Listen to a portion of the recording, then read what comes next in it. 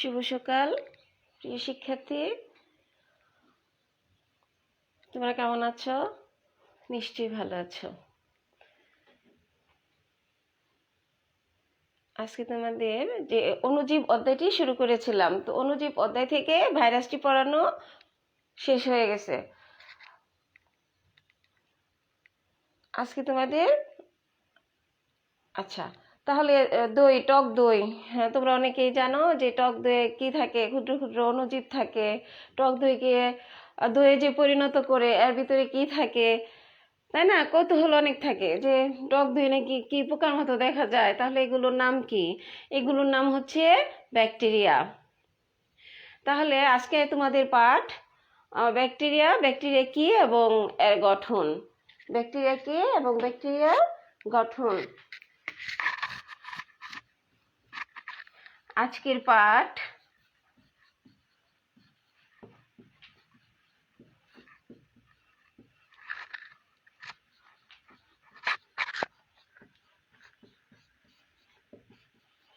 Bacteria কি এর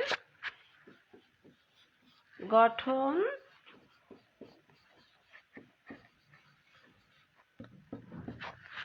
বর্ণনা করো। ব্যাকটেরিয়া আদিকোষী। তাহলে আদিকোষী বলতে ইউক্যারিওটিক জীব, মার্কিউলিস যে 5 জগতের শ্রেণীবিন্যাস, তার একটির মধ্যে পড়ে প্রোক্যারিওটা এবং ইউক্যারিওটা। তা ব্যাকটেরিয়া হচ্ছে প্রোক্যারিওটার অন্তর্গত। তো ব্যাকটেরিয়ার আদিকোষী কারা? যাদের নিউক্লিয়াস সুগঠিত থাকে না। নিউক্লিয়াস সুগঠিত বলতে আমরা কি বুঝি? তো নিউক্লিয়াস সুগঠিত বলতে মানে নিউক্লিয়াস তার নিউক্লিয় প্রাচীর দ্বারা আবৃত থাকে না। নিউক্লিয়াসে যে উপাদানগুলো থাকে এগুলো থাকে না, সেই জন্য ব্যাকটেরিয়া হচ্ছে আদিকোষী, মানে নিউক্লিয়াস সুগঠিত নয়। তো ব্যাকটেরিয়া কি শব্দ? ব্যাকটেরিয়া একটি গ্রিক শব্দ। ব্যাকটেরিয়ন, যার অর্থ হচ্ছে লিটল রড, অর্থাৎ ক্ষুদ্রাকার দণ্ড।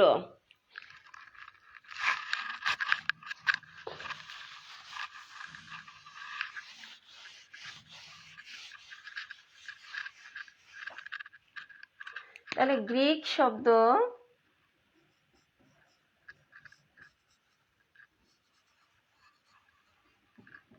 ব্যাকটেরিয়ন।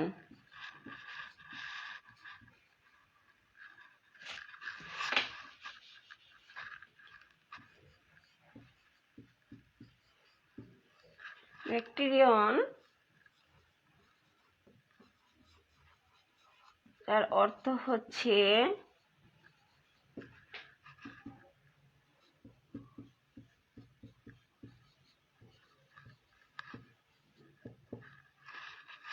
লিটল রড,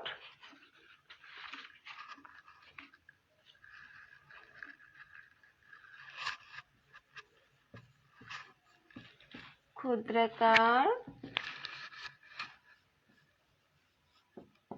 দণ্ড। অ্যান্টনি ফন লিউয়েনহুক তার 1 ফোঁটা পানির মধ্যে তার আবিষ্কৃত অণুবীক্ষণ যন্ত্রের মাধ্যমে এই ক্ষুদ্রাকার ব্যাকটেরিয়াকে পর্যবেক্ষণ করেন।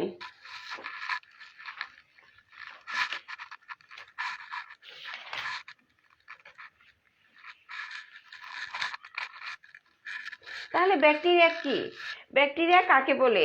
ব্যাকটেরিয়া হলো আদিকেন্দ্রিক কোষপ্রাচীর সমন্বিত এককোষী ক্ষুদ্রতম সরল প্রকৃতির আণুবীক্ষণিক জীব, যা সাধারণত ক্লোরোফিলবিহীন এবং প্রধানত দ্বিবিভাজন প্রক্রিয়ায় বংশবৃদ্ধি করে থাকে। তাহলে ব্যাকটেরিয়া হচ্ছে আদিকেন্দ্রিক কোষপ্রাচীর সমন্বিত। তাহলে ব্যাকটেরিয়ার সংজ্ঞাটাকে আমরা এভাবে বলতে পারি যে ব্যাকটেরিয়া হলো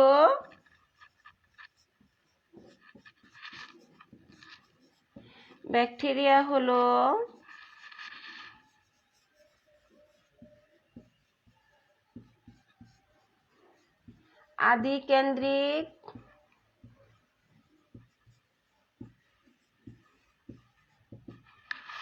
কোষ প্রাচীর সমন্বিত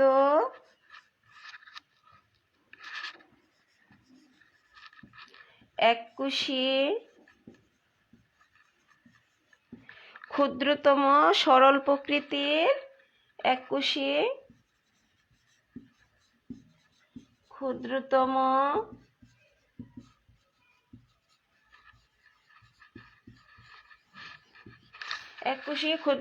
সরল প্রকৃতির আণুবীক্ষণিক অণুজীব, যা সাধারণত সরল প্রকৃতির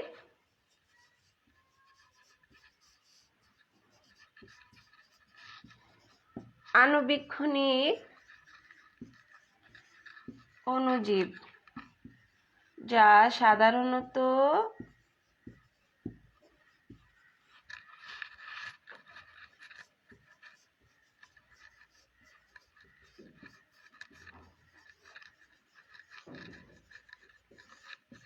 ক্লোরোফিলবিহীন এবং প্রধানত দ্বিবিভাজন প্রক্রিয়ায় বংশবৃদ্ধি করে। ক্লোরোফিলবিহীন এবং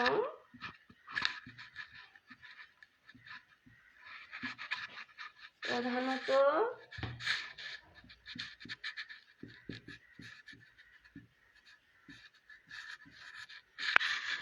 দ্বিবিভাজন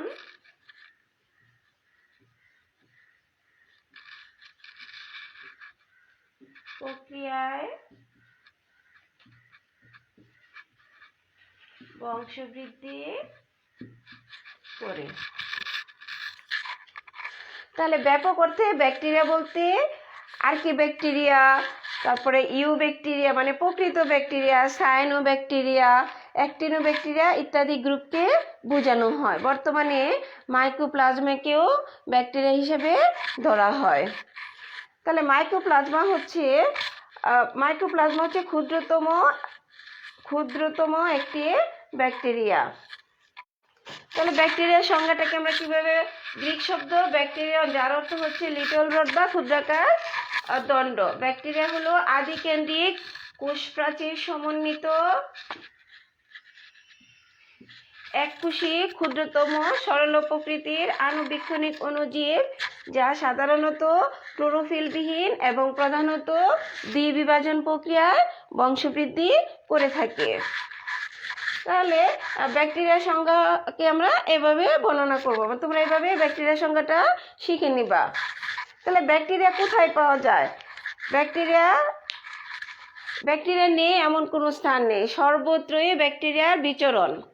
তার মধ্যে ব্যাকটেরিয়া পৃথিবীর প্রায় সর্বত্রই বিদ্যমান। মাটিতে, পানিতে এবং জৈব পদার্থে বেশি ব্যাকটেরিয়ার সংখ্যা, যেখানে জৈব পদার্থের অবস্থান বেশি সেখানেও ব্যাকটেরিয়ার সংখ্যা বেশি থাকে। তীব্র নিম্ন তাপমাত্রা -70°C থেকে শুরু করে 90°C তাপমাত্রা পর্যন্ত ব্যাকটেরিয়া বাঁচতে পারে। তাহলে ব্যাকটেরিয়া মাইনাস যেখানে তাপমাত্রা থাকে, মানে -70°C থেকে 90°C তাপমাত্রা পর্যন্ত ব্যাকটেরিয়া বেঁচে থাকতে পারে। তাহলে ব্যাকটেরিয়া বেঁচে থাকার জন্য তাপমাত্রা কত? -70°C থেকে শুরু করে 90°C পর্যন্ত তাপমাত্রায় ব্যাকটেরিয়া বেঁচে থাকতে পারে।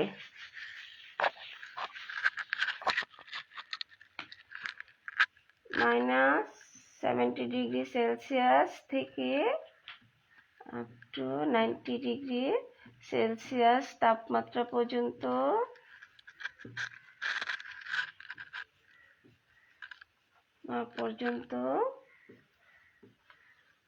ব্যাকটেরিয়া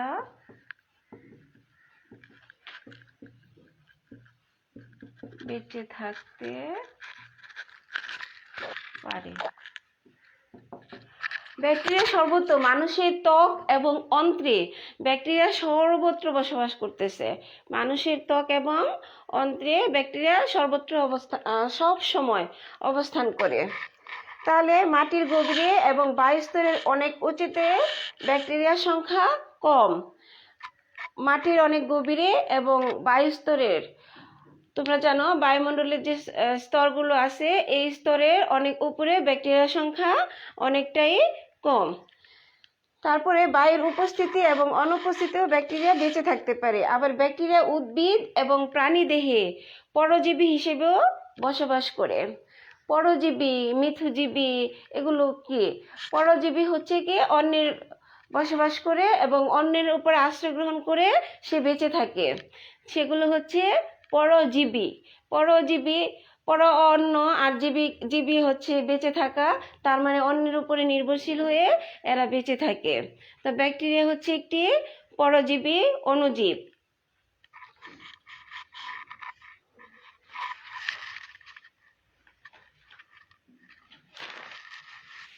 আচ্ছা, মানুষের অন্ত্রে ইকোলাই ব্যাকটেরিয়াটি মানুষের অন্ত্রে মিথজীবী হিসেবে ভিটামিন বি কমপ্লেক্স তৈরি করে। ভিটামিন বি কমপ্লেক্স তৈরি করে হচ্ছে ইশিরিকিয়া ব্যাকটেরিয়া মানে ইকোলাই ব্যাকটেরিয়া। হ্যাঁ, কিন্তু কিছু ব্যাকটেরিয়া মিথজীবী হিসেবে উদ্ভিদ বা প্রাণীদেহে বসবাস করে। এর মধ্যে কিছু ব্যাকটেরিয়া আছে যে প্রাণীদেহে এবং উদ্ভিদ দেহে রোগ সৃষ্টি করে। তাহলে এই ব্যাকটেরিয়াগুলোর কি নাম? রোগ সৃষ্টিকারী ব্যাকটেরিয়া।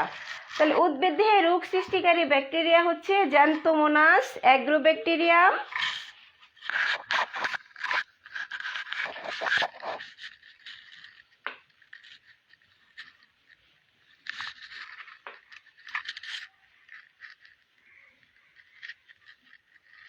রোগ সৃষ্টিকারী ব্যাকটেরিয়া।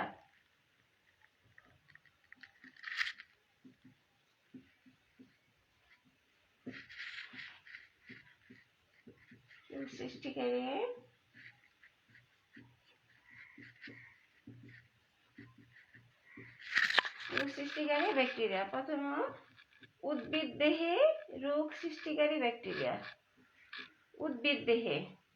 তাহলে কারা? জ্যান্থোমোনাস।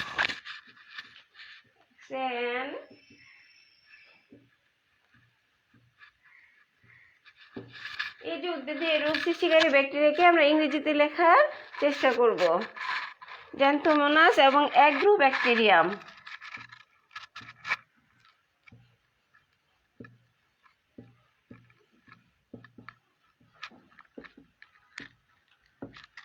জ্যান্থোমোনাস অ্যাগ্রোব্যাকটেরিয়াম মানব দেহে বসবাসকারী ব্যাকটেরিয়া। মানব দেহে কোন কোন ব্যাকটেরিয়া বসবাস করে এবং রোগ সৃষ্টি করে? মানব দেহে হচ্ছে সালমোনেলা,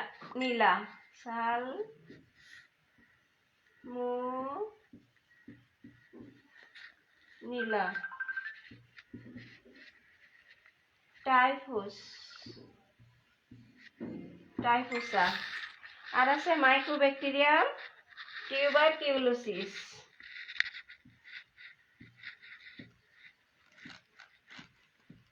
মাইক্রোব্যাকটেরিয়াম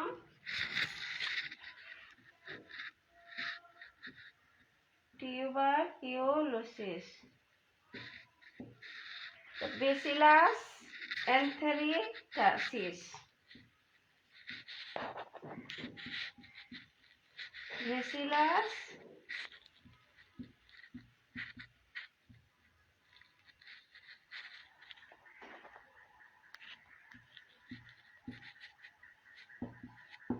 এনথেরিটাসিস।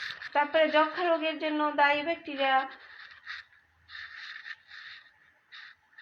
এগুলো হচ্ছে মানব দেহে অবস্থান করে। তবে মাটিতে বসবাসকারী ব্যাকটেরিয়া,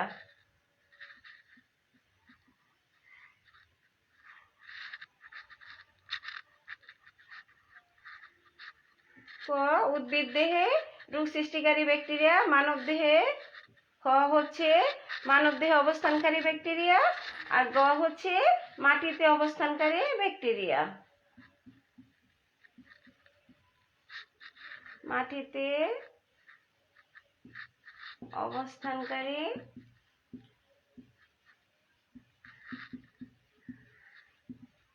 ব্যাকটেরিয়া। তাহলে মাটিতে কোন কোন ব্যাকটেরিয়া অবস্থান করে? সালমোনেলা, ভিব্রিও,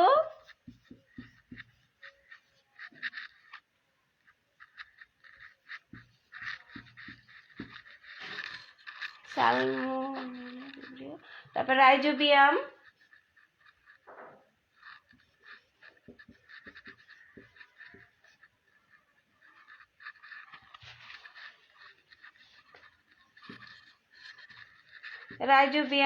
এজিটোব্যাক্টার,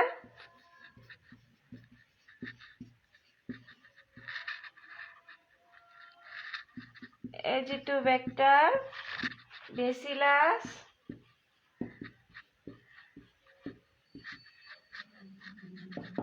ইত্যাদি। তাহলে এই যে ব্যাকটেরিয়া, রোগ সৃষ্টিকারী ব্যাকটেরিয়া কোথায়? আচ্ছা, ব্যাকটেরিয়া উদ্ভিদ দেহে ব্যাকটেরিয়াগুলো থাকে জ্যান্থোমোনাস এবং অ্যাজিটোব্যাকটেরিয়াম। মানব দেহে সালমোনেলা, টাইফোসা এবং মাইকোব্যাকটেরিয়াম টিউবারকিউলোসিস, বেসিলাস অ্যানথ্রাসিস। এবং মাটিতে অবস্থানকারী ব্যাকটেরিয়া হচ্ছে সালমোনেলা, রাইজোবিয়াম, অ্যাজিটোব্যাক্টার, বেসিলাস ইত্যাদি। এই ব্যাকটেরিয়া তাহলে ক, খ, গ মানে উদ্ভিদ দেহে, মানব দেহে এবং মাটিতে অবস্থানকারী ব্যাকটেরিয়াকে এভাবে শ্রেণীবিন্যস্ত করা যায়। হ্যাঁ, তাহলে ব্যাকটেরিয়া তো সর্বত্রই থাকে। তার মধ্যে এই আজকে তোমরা এই তিনটি মানে উদ্ভিদ দেহে, মানব দেহে এবং মাটিতে অবস্থানকারী এই তিন স্থানে অবস্থানকারী ব্যাকটেরিয়া কোষগুলো সম্পর্কে ধারণা নিবে। তারপর পানিতে বসবাসকারী ব্যাকটেরিয়া আছে, বায়ুতে বসবাসকারী ব্যাকটেরিয়া আছে, খাদ্যে বসবাসকারী ব্যাকটেরিয়া, তারপরে যে দুধে অবস্থানকারী ব্যাকটেরিয়া, মিথজীবী হিসেবেও ব্যাকটেরিয়া থাকতে পারে। ব্যাকটেরিয়া থাকতে পারে নয়, থাকে। তাহলে ব্যাকটেরিয়ার জীবজগতে ব্যাকটেরিয়ার অবস্থান এবং ব্যাকটেরিয়ার কি কি বৈশিষ্ট্য? আমরা ভাইরাসেরও চারিত্রিক বৈশিষ্ট্য সম্পর্কে, যেমন ভাইরাসের জীবীয় এবং জড় বৈশিষ্ট্য উভয়ই বিদ্যমান, এরূপ ব্যাকটেরিয়ার কিছু বৈশিষ্ট্য বিদ্যমান। তাহলে এই বৈশিষ্ট্যগুলো কি কি?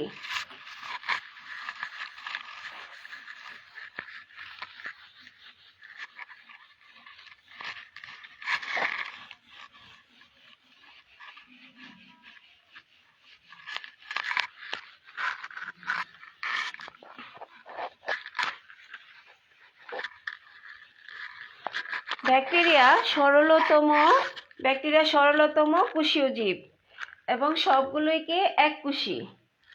বৈশিষ্ট্য: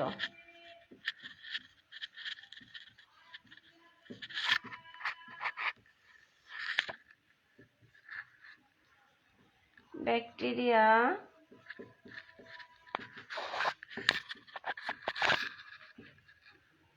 সরলতম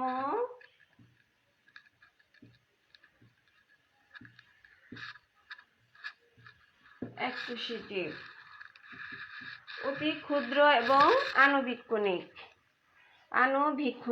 অতি ক্ষুদ্র এবং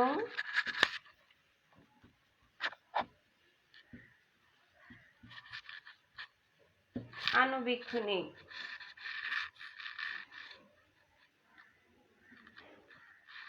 আদিকোষীয়। আমি আগেই বলেছি তোমাদের যে আদিকোষী বলতে কি বোঝায় বা আদিকোষীয় কারা। আদিকোষীয় প্রোটোপ্লাজমে শুধুমাত্র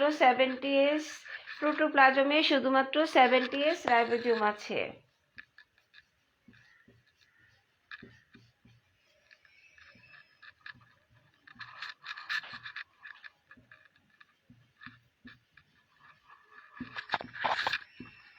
প্রোটোপ্লাজমে শুধুমাত্র 70S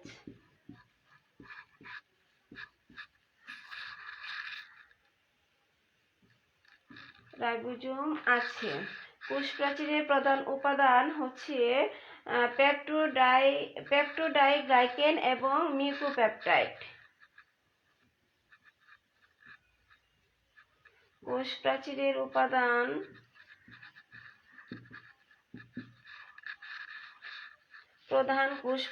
প্রধান উপাদান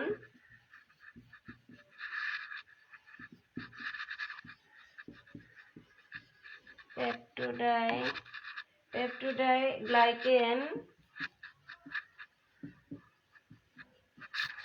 এবং মিউকোপেপটাইড।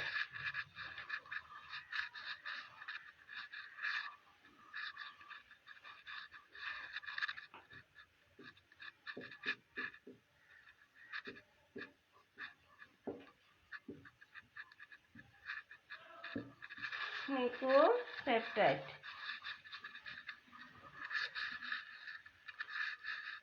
অধিকাংশই পরভোজী। আচ্ছা,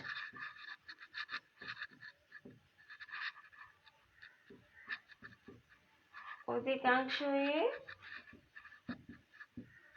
পরভোজী। অধিকাংশই পরভোজী, কিছু স্বভোজীও থাকতে পারে। পরভোজী কারা? যারা অন্যের উপরে পরনির্ভরশীল হয়ে বেঁচে থাকে। আর কিছু কিছু আছে স্বভোজী। স্বভোজী কারা? যারা নিজের খাদ্য নিজে তৈরি করতে পারে।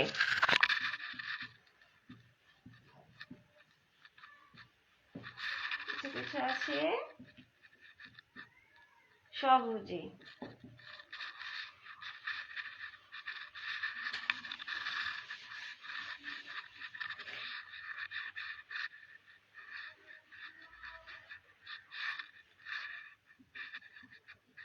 ব্যাকটেরিয়া স্বভোজী, যারা নিজের খাদ্য নিজে তৈরি করতে পারে, মানে স্বভোজী ব্যাকটেরিয়াকে সালোকসংশ্লেষণ সংঘটিত হয়ে থাকে।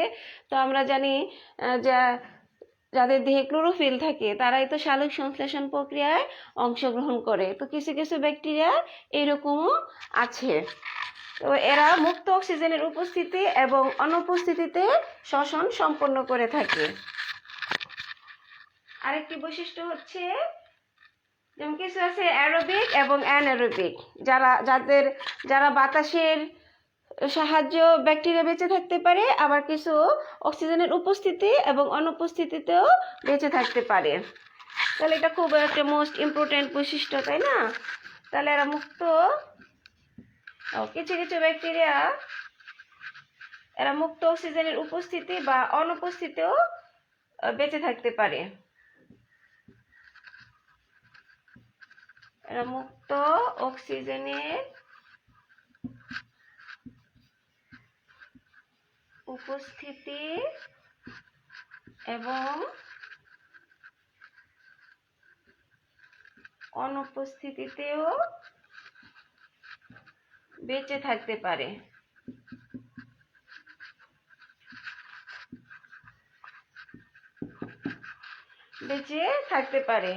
মাইটোসিস ও মিয়োসিস ঘটে না, কারণ প্রকৃত ক্রোমোজোম অনুপস্থিত। শুধুমাত্র অ্যামাইটোসিস ঘটে থাকে, মানে দ্বিবিভাজন প্রক্রিয়ায় বংশবৃদ্ধি করে থাকে।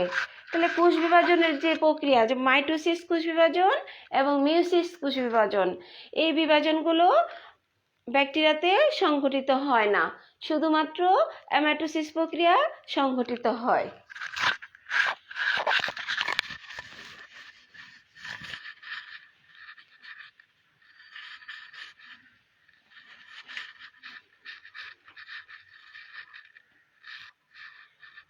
তাহলে এর 10 নম্বর বৈশিষ্ট্যটা হবে মাইটোসিস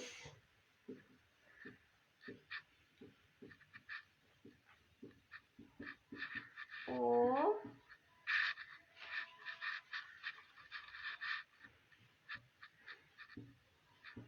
মিয়োসিস। মাইটোসিস ও মিয়োসিস কোষ বিভাজন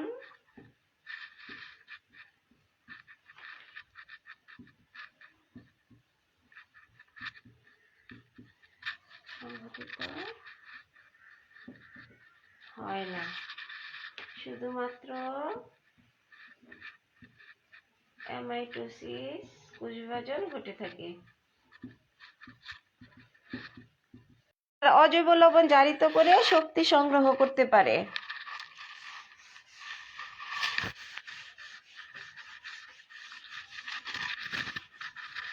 মানে অজৈব লবণ জারণের মাধ্যমে এরা শক্তি সংগ্রহ করে থাকে।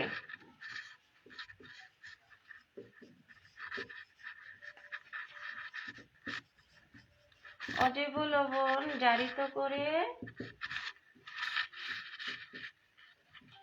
শক্তি সংগ্রহ করে থাকে।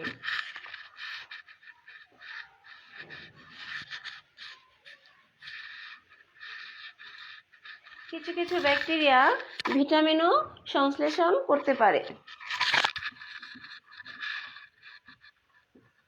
কিছু কিছু ব্যাকটেরিয়া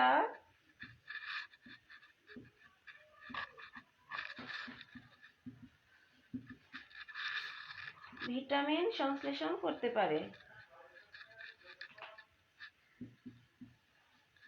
সংশ্লেষ করতে পারে। এরা বেসিক রং মানে রং ধারণ করতে পারে, গ্রাম পজিটিভ এবং গ্রাম নেগেটিভ। সেজন্য ব্যাকটেরিয়া যখন ল্যাবরেটরিতে ব্যাকটেরিয়া টেস্ট করা হয় তখন এদেরকে রং দিয়ে রঞ্জিত করা হয়, যেমন স্যাফরানিন, এগুলো দিয়ে দিলে পরে আমরা অণুবীক্ষণ যন্ত্রের নিচে ভালোভাবে দেখতে পারি। আচ্ছা, তাহলে এরা রং ধারণ করতে পারে, যেমন কিছু ব্যাকটেরিয়া আছে গ্রাম নেগেটিভ এবং গ্রাম পজিটিভ। এরা বেসিক রং ধারণ করতে পারে।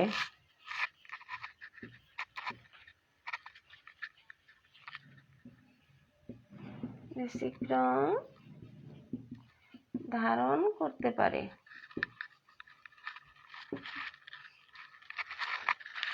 এরা ফাজ ভাইরাসের প্রতি খুবই সংবেদনশীল। ফাজ হচ্ছে ধ্বংসকারী, সেজন্য ভাইরাসের মধ্যে যে একটি প্রকারভেদ পড়িয়েছিলাম টিটোফাস ব্যাকটেরিয়াম, তাহলে এরা ফাজ ভাইরাসের প্রতি সংবেদনশীল।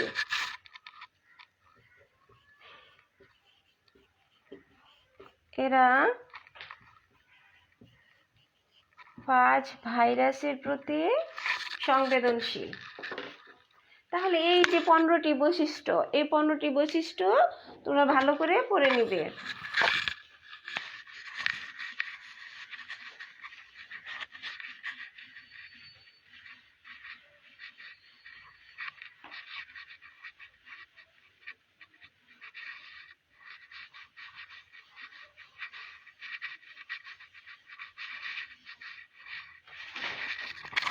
আচ্ছা, তাহলে এই ব্যাকটেরিয়ার গঠন, এই যে ব্যাকটেরিয়া পড়ালাম, ব্যাকটেরিয়া কি, ব্যাকটেরিয়ার বৈশিষ্ট্য, তাহলে ব্যাকটেরিয়াটি দেখতে কেমন বা এর আদর্শ গঠন কি, একটি আদর্শ ব্যাকটেরিয়ামের গঠনটা কিরূপ হইতে পারে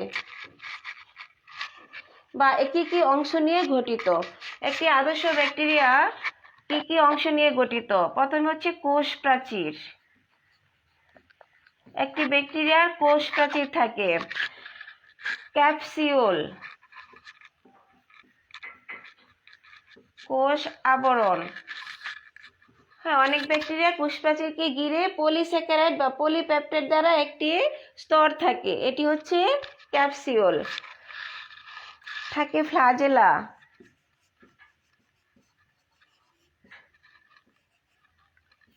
পিলি, flagella, pili, plasma membrane.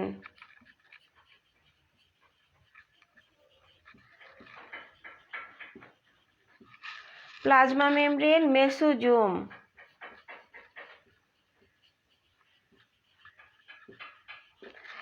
Mesosome, cytoplasm.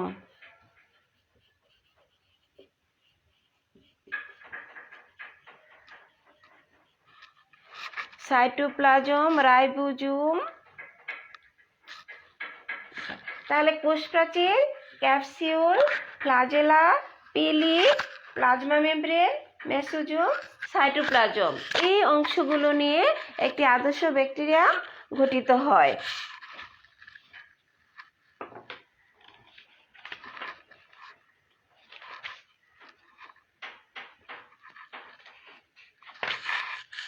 তাহলে ব্যাকটেরিয়া চিত্রটা কেমন হবে? যেহেতু গঠন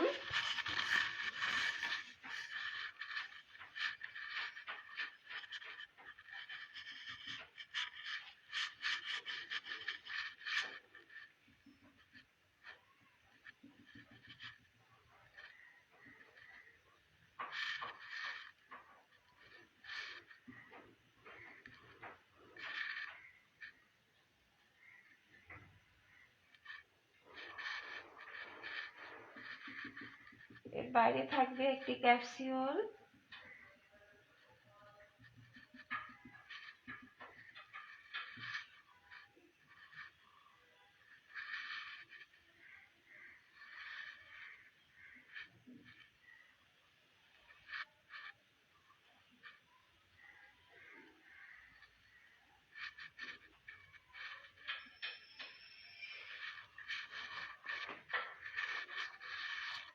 আচ্ছা,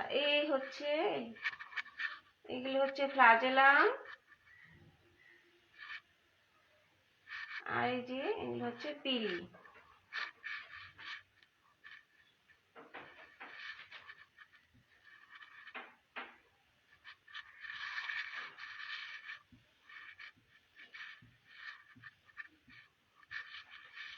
এর অভ্যন্তরে থাকে মেসোজোম, থাকে সাইটোপ্লাজম, এগুলো হচ্ছে সাইটোপ্লাজম। তারপর থাকে কোষ গহ্বর, প্লাজমিড,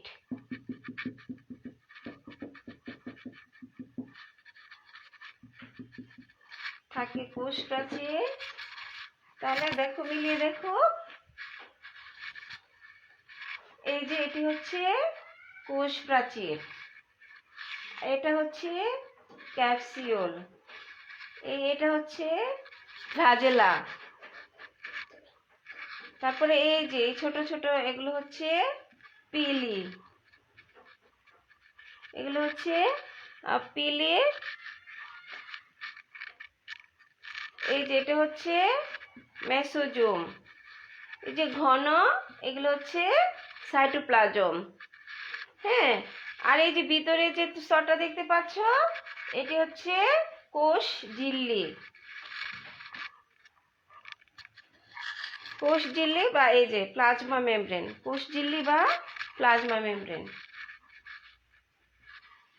প্লাজমা মেমব্রেন। তাহলে আমরা এই অংশগুলি দেখতে পেলাম: কোষ প্রাচীর, capsule, flagella, pili, plasma membrane, mesosome এবং সাইটোপ্লাজম।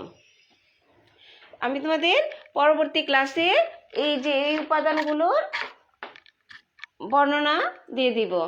তো আজকে তোমাদের বাড়ির কাজ হচ্ছে, যেহেতু আমি গঠনটা পুরোপুরি শেষ করতে পারিনি, যাই হোক তোমরা চিত্রটা শিখে নেবে আর এই উপাদানগুলোর নাম জেনে নেবে। আজকে তোমাদের বাড়ির কাজ ব্যাকটেরিয়া কাকে বলে, ব্যাকটেরিয়ার বৈশিষ্ট্য এবং ব্যাকটেরিয়ার চিত্রটি ভালোভাবে শিখে নেবে।